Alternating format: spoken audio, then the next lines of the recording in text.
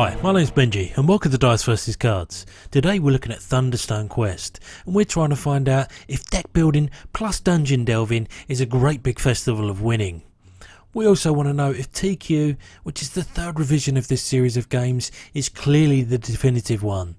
And finally, and most importantly, we explore whether it's possible to actually defend yourself from attack with a giant cardboard box.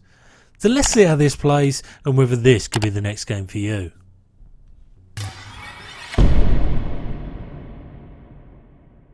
So the object of the game is for you to semi, but not really cooperatively, dungeon delve until 6 guardian keys have been uncovered, and then you all get one final swing at the big boss at the end. So you've got this gigantic player board here that's going to hold all of the weapons, spells and items over here, the heroes you can recruit, and then each of the monster decks that are going to populate the dungeon.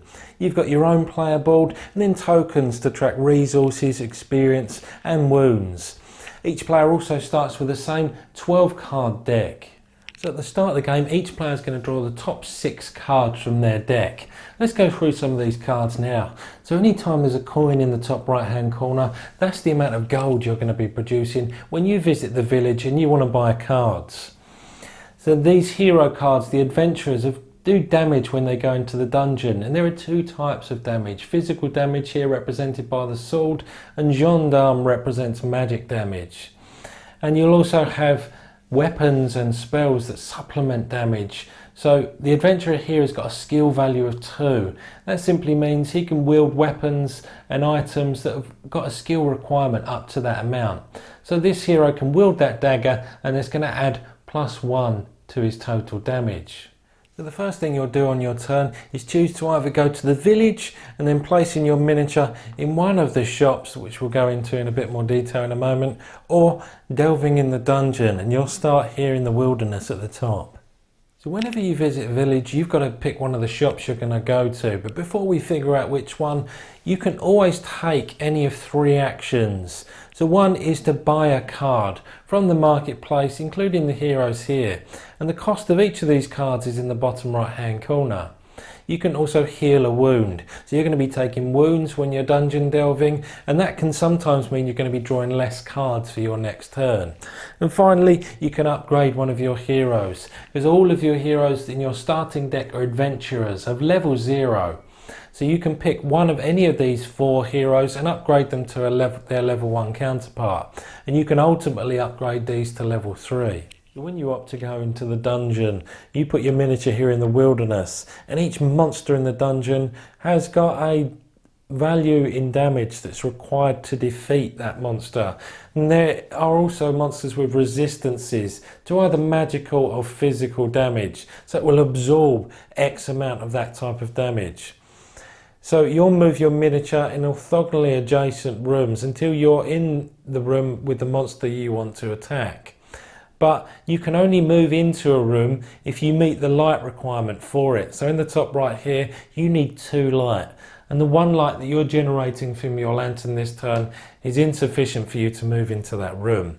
So we're sticking here with the dire rat, and the heroes and weapons we brought to bear are comfortably enough to deal the 4 damage plus the 1 physical resistance that's being applied in this room to defeat the dire rat. Once we do, we take then a number of experience points found in the middle at the bottom of the card, and any loot we get that can be found in the bottom right of the card. So here it's going to allow us to draw 1 treasure card from the top of the deck. So you're going to rinse and repeat that process until 6 guardian keys have been drawn, and it's at that point you all each get 1 swing at bat with the ultimate guardian big boss at the end. So long as you're able to defeat it, you'll then get experience points equal to half the amount of attack damage you've done to the Guardian. And to tally up your final score, you're simply going to count up any experience points you get from items and heroes you've collected throughout the game, and also from defeating monsters and the Guardian at the end of the game.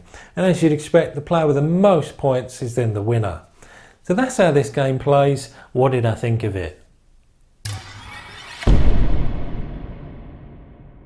What's good about the game? Well, first and foremost, this is a very effective and well polished deck builder that has a complementary dungeon crawl design to go with it.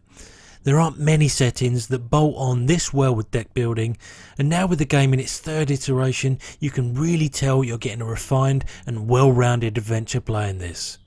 Secondly, there's a great deal of strategy and adaptability to the way you need to approach the game, especially given the variable marketplace layouts. Yes, there are some actions that are more impactful and rewarding, like upgrading your deck or getting experience and loot from a particularly troublesome foe, but no matter how funky your draw may be, there will always be something you can do, which is further testament to the evolution that the game has gone through. Finally, there's a ton of content here, and so in terms of value, I can't find fault with the product. Whilst I have the Kickstarter version, the retail version brings most of that content with it, providing a huge amount of equipment, spells, monsters and a story mode to boot, ensuring the game remains fun and interesting even after multiple playthroughs. So what's not so good about the game? Well, for one, there are some odd choices made in the production. It's not really clear to me, for example, why you need such a big box. It's a behemoth. I'd rather not be told I'm buying extra content in advance just to justify the space available. Furthermore, the game board is just too big and unwieldy, and quite unnecessarily so for what it is, especially at 3 or 4 players. Also, this is a deck builder that takes a fair amount of time to get to the table, maybe even prohibitively so compared to its competitors, which, if this is the only deck builder in your collection, is less of an issue. But if you've got multiple to choose from, then you might be thinking, I really love Thunderstone Quest, but if you're not going to set it up, Timmy, should we just play something else? So when all's said and done, I still think that the Thunderstone system, if you want to call it that, is just a fantastic top tier deck building game. One that, as it continues to evolve, still stands strong against a much greater suite of competitors than of course it had when its first iteration was released back in 2009. And I'm pleased to say the bulk of the updates and revisions in that period are bona fide improvements.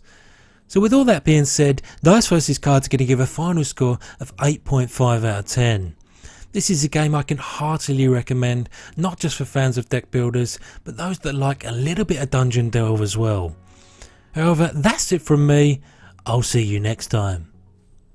Thunderstones are on the move, thunderstones are loose. Feel the magic, hear the roar, thunderstones are loose. Nailed it.